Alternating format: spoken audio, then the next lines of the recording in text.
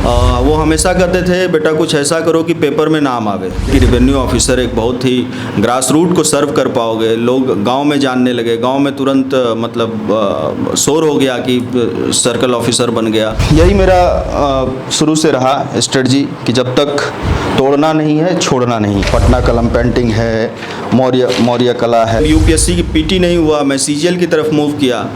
CGL हुआ, फिर इसके बाद मैं बिहार पीसीएस की तरफ मूव किया। इंस्पिरेशन का मूल मंत्र आप देख लीजिए, rise awake and stop not till the goal is reached. Hello everyone, welcome to स्टूडेंटो। सो अभी हमारे साथ है संतोष सर, जो कि अभी हाल ही में बिहार पीसीएस का जो रिजल्ट आया उसमें 314 रैंक के साथ रेवेन्यू ऑफिसर के पोस्ट पर सेलेक्ट हुए हैं। इसी के साथ सर एसएससी सीजीएल के थ्रू नारकोटिक्स इंस्पेक्टर के पद पर भी कार्य कर रहे थे, क्योंकि एक ऑफिसर के पोस्ट पर रहते हुए सर ने स्टेट पीसीएस जैसे बड़े एग्जाम्स की भी, और हालांकि एसएससी सीजीएल भी बड़ा एग्जाम्स है, उस पर पोस्ट जो होते हैं ऑफिसर लेवल के होते हैं, उस पर रहते हुए सर ने प्रिपरेशन किया। तो इनकी जर्नी जानना काफ़ी इंटरेस्टिंग हो जाता है, क्योंकि जॉब करते हुए टाइम निकाल पाना काफ़ी मुश्किल होता है। सो सर के साथ आज हम उनका रूम दिखाएंगे कि सर का रूम कैसा है और किस तरीके से वो स्ट्रेटजी उन्होंने बना रखी थी, क्या टाइम टेबल फॉलो करते थे, और जो भी है टॉपर के साथ जो क्वेश्चंस किए जाते हैं वो सब हम इस वीडियो में कवर करेंगे। अभी तक आपने चैनल को सब्सक्राइब नहीं किया तो चैनल को सब्सक्राइब कर लीजिए, इस वीडियो को लाइक करें, एंड आपके जो भी क्वायरीज होते हैं आप हमें इंस्टाग्राम एंड फेसबुक पर मैसेज कर सकते हैं। इन सभी के लिंक वीडियो के डिस्क्रिप्शन में।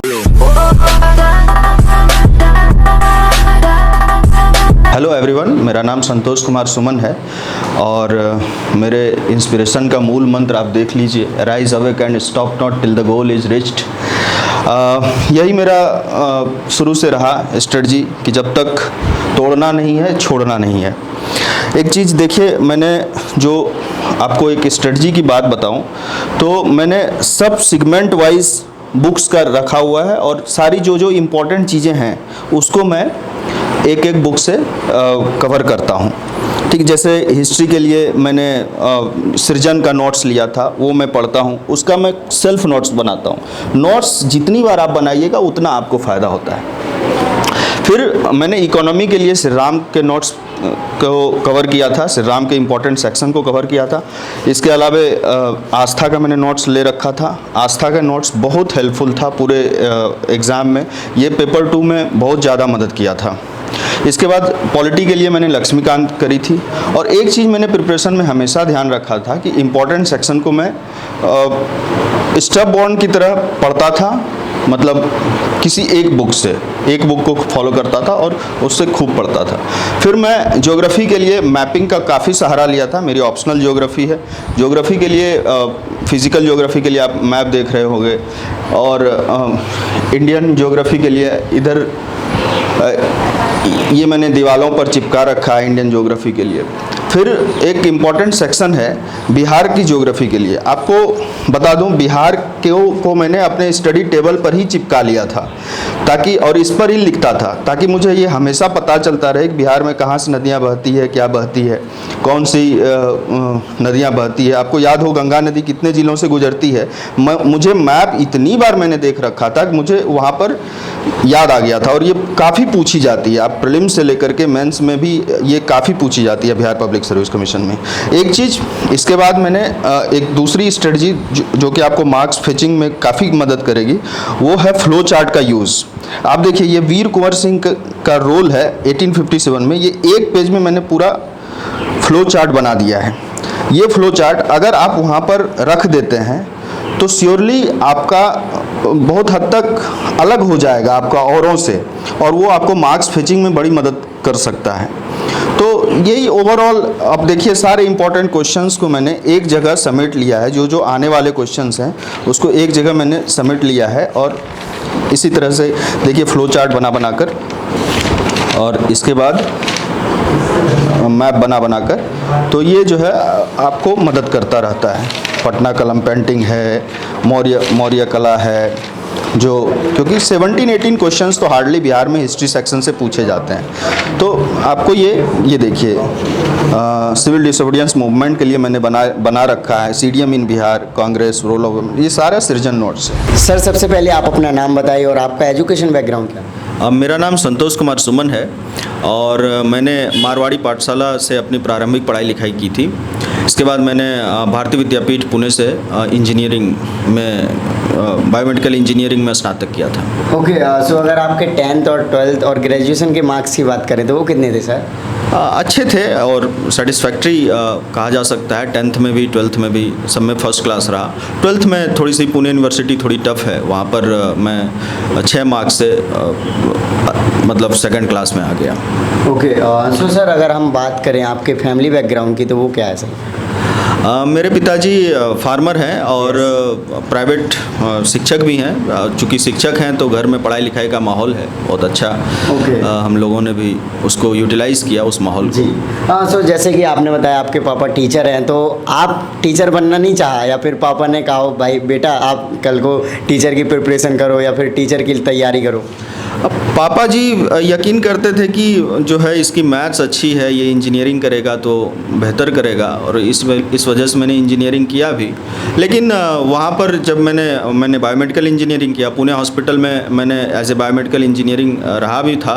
तो जब मैंने ये देखा कि वहाँ पर एक हॉस्पिटल एडमिनिस्ट्रेटर आए थे, मैंने वहाँ पर एडमिनिस्ट्रेशन का पावर देखा, मुझे ये लगा कि ये बहुत अच्छा चीज़ है, लोगों के बीच आप सर्व करने का वहाँ पर मौका मिलता है। तो यहाँ से मुझे एक प्रेरणा मिली कि क्यों ना एडमिनिस्ट्रेशन में आया जाए।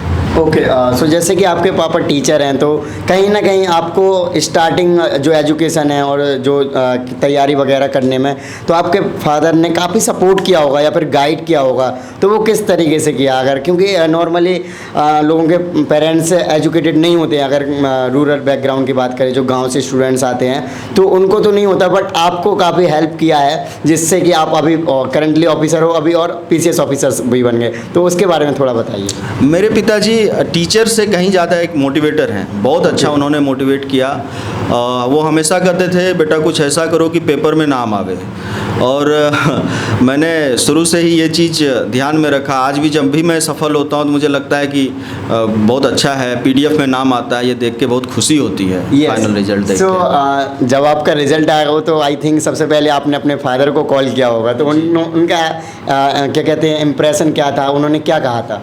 जी, वो बहुत खुश थे। वो बोल रहे थे कि रेवेन्यू ऑफिसर एक बहुत ही ग्रास रूट को सर्व कर पाओगे। लोग गांव में जानने लगे, गांव में तुरंत मतलब शोर हो गया कि सर्कल ऑफिसर बन गया और सामाजिक एक पहचान मिल गई। बहुत बढ़िया रहा। वैसे तो नौकरी बहुत सारी है, लेकिन मुझे लगता है कि अगर आप सीधे लोगों से जुड़ जाएं, सीधे आप गवर्नमेंट की स्कीम्स को इम्प्लीमेंट करना चालू कर दें तो बहुत खुशी भी है और आपको खुद का पहचान भी मिलता है और दूसरों को भी मदद मिलती है आपके कारण। यस, ऑब्वियसली बात है सर। सो सर अगर हम बात करें थोड़ा सा हटके क्वेश्चन से, जब आप सर आपकी प्रिपरेशन को कितना टाइम लग गया जब आप SSC CGL में सिलेक्ट हुए थे? तो जब आपका जो SSC CGL का रिजल्ट आया था उसके पहले लोग आपको किस तरीके से देखते थे कि भाई इतना टाइम हो गया प्रिपरेशन कर रहा है, कर पाएगा नहीं कर पाएगा, तो इस तरीके के कुछ था? और जब रिजल्ट आया तो वो कैसा था उन लोगों का, मतलब लोग आपको किस तरीके से अब व्यवहार कर रहे हैं या फिर बात कर रहे हैं? कठिन है, फेस कठिन है, लेकिन अगर आपको जीतना है तो फिर कहते हैं कि वो दशरथ मांझी वाला डायलॉग है, वो अभी भी मैं देखता रहता हूँ कि जब तक तोड़ेंगे नहीं छोड़ेंगे नहीं। तो ये शुरू से था, अपना लगे रहे। मेरा जब UPSC की PT नहीं हुआ, मैं CGL की तरफ मूव किया। CGL हुआ, फिर इसके बाद मैं बिहार PCS की तरफ मूव किया, बिहार PCS हुआ, UPSC की तरफ भी मूव करूंगा, वो भी होगा। यस, तोड़ेंगे तभी छोड़ेंगे, जब तक तोड़ेंगे नहीं। हाँ, तो सर जैसे बहुत सारे स्टूडेंट्स हैं जो कि प्रिपरेशन करते हैं, उनके साथ बहुत ज़्यादा प्रॉब्लम्स आती हैं, वो मुझे अक्सर बताते हैं कि ऐसे, तो उनको इस चीज़ को कैसे टैकल करना चाहिए कि जो दूसरे जो लोग होते हैं, रिश्तेदार कह लो, पड़ोसी कह लो या फिर जानने पहचान, इग्नोर देम और block the phone number, no need to. ऐसे भी तो होता है, जैसे हम ब्लॉक कर देते हैं तो कल को हम सक्सेस किन को दिखाएंगे जब हमने ब्लॉक कर रखा है? फिर इसके बाद आप रिश्ता बना लें, ये आपके लिए ज़रूरी है, रिश्ते की अहमियत है। लेकिन चूंकि अगर वो रिश्ता आपको हिंडर कर रहा है, आपको लक्ष्य से भटका रहा है, तो थोड़े दिन के लिए देखिए, संपर्क ही तो तोड़ना है, ऐसा नहीं कि ब्लॉक कर देना है, या ये जीवन भर के लिए ब्लॉक नहीं किया, फ़ोन कॉल के लिए ब्लॉक किया। ओके, सो सर अगर हम बात करें आपकी स्टार्टिंग जो एजुकेशन है वो किस मीडियम में हुई? स्टार्टिंग मेरी हिंदी मीडियम से हुई, फिर बाद में मैंने इंग्लिश मीडियम से इंजीनियरिंग कब आपने इंग्लिश मीडियम इंजीनियरिंग ग्रेजुएशन? जी, ओके। सो अगर जैसे आपने बिहार पीसीएस वगैरह दिया है तो इसको किस मीडियम से दिया था आपने? इंग्लिश मीडियम से दिया। English medium. So English medium का स्टेट पीसीएस के एग्ज़ाम में सपोर्टिव है, क्योंकि ये हिंदी क्षेत्रीय हो जाते हैं, तो जैसे यूपी पीसीएस हो गया, बिहार पीसीएस हो गया, या फिर झारखंड, या फिर यूके पीसीएस।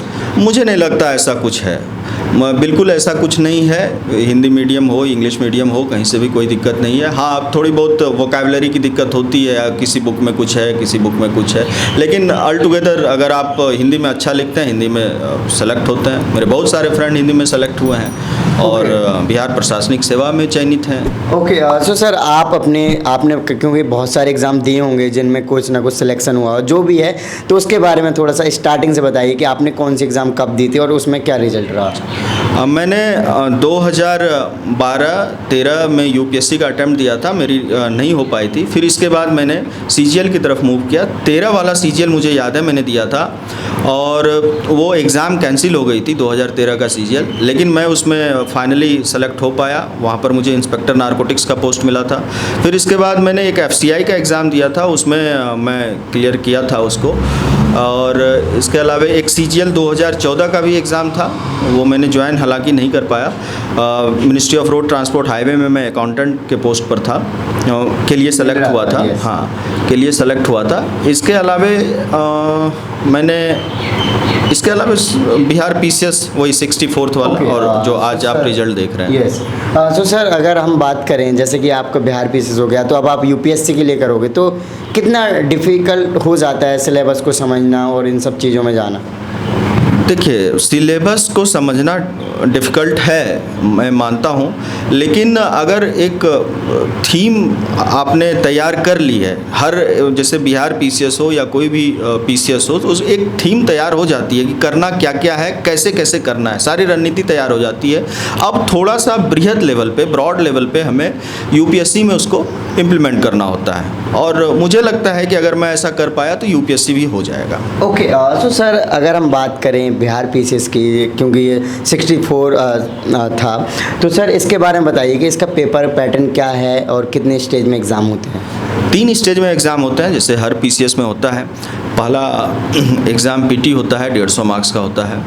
अमूमन 95 से 100 नंबर कट ऑफ होते हैं। पेपर 2 जो होता है, इसके अलावा मतलब मेंस एग्ज़ाम में पेपर 1, पेपर 2, पेपर 3 तीनों 300 मार्क्स के होते हैं। पेपर 3 ऑप्शनल पेपर होता है, एक ऑप्शनल चुनना होता है।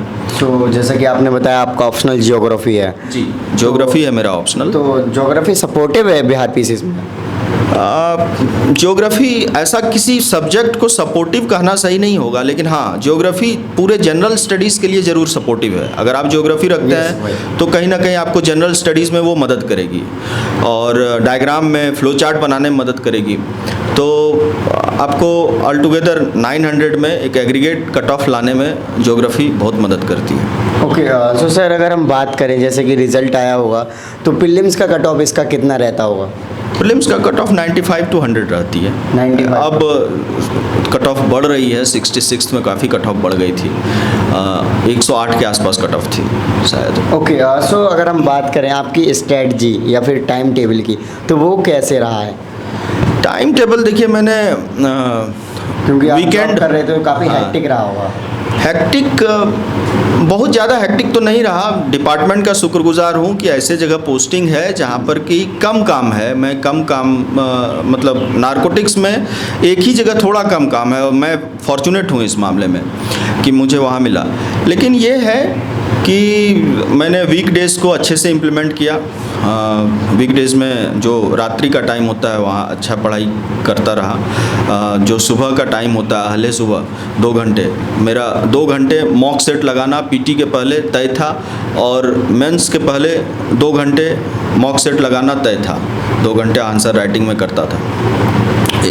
और फिर जो वीकेंड डेज होती है, सैटरडे संडे, इसको तो मैंने फुल यूटिलाइज़ किया, खूब पढ़ाई करता था। ओके।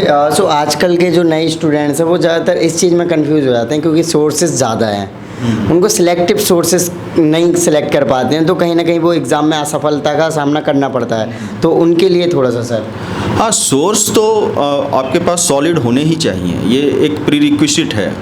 पढ़ाई की, क्योंकि मान लिया जाए अगर सचिन तेंदुलकर टेनिस बॉल से खेले तो वो भी पता नहीं बन पाएगा या नहीं। तो सोर्स सॉलिड होनी चाहिए। जैसे आप पॉलिटी पढ़ रहे हैं तो लक्ष्मीकांत है, एकदम जो बेसिक बुक्स हैं और जो सभी सजेस्ट करते हैं, तो उस तरह का सोर्स होना चाहिए। ये नहीं कि कोई शॉर्टकट मैगज़ीन आ रही है वो पढ़ लिए, कोई कुछ आ रहा है वो पढ़ लिए और सबको पढ़ के सिर्फ पूरा वो कर लिए। तो सोर्स बहुत सेलेक्टिव होनी चाहिए। सो जो नए स्टूडेंट्स हैं उनको किस तरीके से बिहार पीसीएस के लिए खास तौर पे देखा जाए तो कैसे अप्रोच करना चाहिए? बिहार पीसीएस में देखिए एक तरह से सेलेक्टिव, पहले तो बृहत रूप से पढ़ाई होनी चाहिए, सब चीज़ की समझ जरूर होनी चाहिए, लेकिन फिर इसके बाद सेलेक्टिव होना बहुत इम्पॉर्टेंट है यहाँ पे। अगर आप सेलेक्टिव नहीं हैं तो कहीं ना कहीं आप फिसल जाएंगे। और क्योंकि यहाँ कट ऑफ बहुत ऊपर होती है मेंस की, यूपीएससी की तरह 50% पे आपको अच्छा पोस्ट नहीं मिलेगा। यहाँ पर 60% में भी मतलब, हालांकि 64 जो एग्ज़ाम है इसमें थोड़ी कम कट ऑफ रही है तो हम लोग फॉर्चुनेट हैं इस बारे में। लेकिन ये है कि आपको सेलेक्टिव होना पड़ेगा।